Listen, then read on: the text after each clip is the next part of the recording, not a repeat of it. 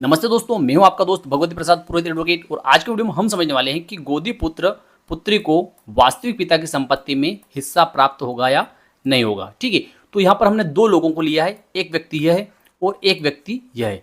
यह व्यक्ति जो है यह वास्तविक पिता है और यह जो है यह गोदी पिता है। अब यहाँ पर हम ऐसे समझेंगे कि जैसे मान लेते हैं कि यह एक व्यक्ति जो है इसके दो पुत्र है, पहला पुत्र यह है, ठीक है, और दूसरा पुत्र यह है। ठीक है, अब क्या होता है कि यह व्यक्ति जो है इस व्यक्ति से गोदी का जो नियम है, दत्तक का जो नियम है, उस नियम के अनुसार यह व्यक्ति जो है इस पुत्र को गोदी ले लेता है। ठीक है, क्या होता है, गोदी ले लेता है।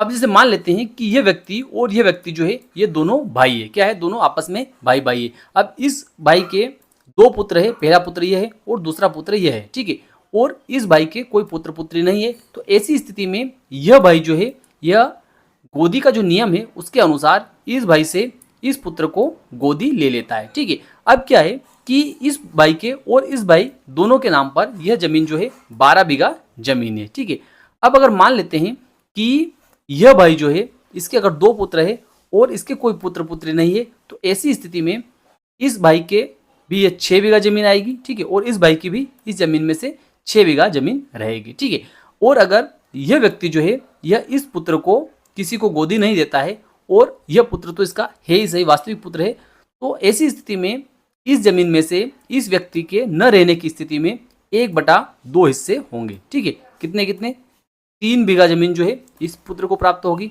और 3 बीघा जमीन जो है इस पुत्र को प्राप्त होगी। ठीक है, लेकिन अगर यह व्यक्ति जो है इस पुत्र को गोदी दे देता है इस भाई को, ठीक है, और यह भाई भी इस पुत्र को गोदी ले लेता है इस भाई से, तो ऐसी स्थिति में यह जो जमीन रहेगी इस जमीन में किस प्रकार से हिस्सा होगा। ठीक है, तो देखिए ऐसी स्थिति में क्या होगा कि जैसे ये 12 बीघा जमीन है, ठीक है, ये 12 बीघा जमीन है और 6 बीघा इस भाई की है। ठीक है, और 6 बीघा जो है इस भाई की है।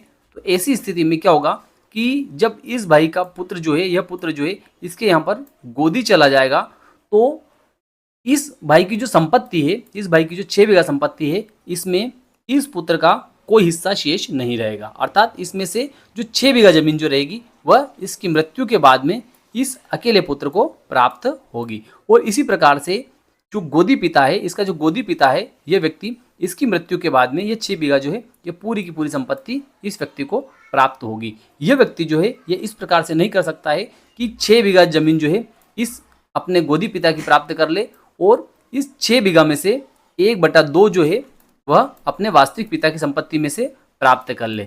इस प्रकार का अधिकार जो है इस व्यक्ति को नहीं है, क्योंकि कोई भी व्यक्ति अगर किसी के वहाँ पर गोदी जाता है तो गोदी जाने के बाद में वह उसी प्रकार से उस व्यक्ति की संपत्ति को प्राप्त कर सकता है जैसे कि वह उसके वास्तविक पिता या माता की संपत्ति को प्राप्त कर रहा है। तो ऐसी स्थिति में जो वास्तविक पिता है उसकी संपत्ति में जो गोदी पुत्र है उसका गोदी जाते ही उसका संपूर्ण अधिकार समाप्त हो जाता है।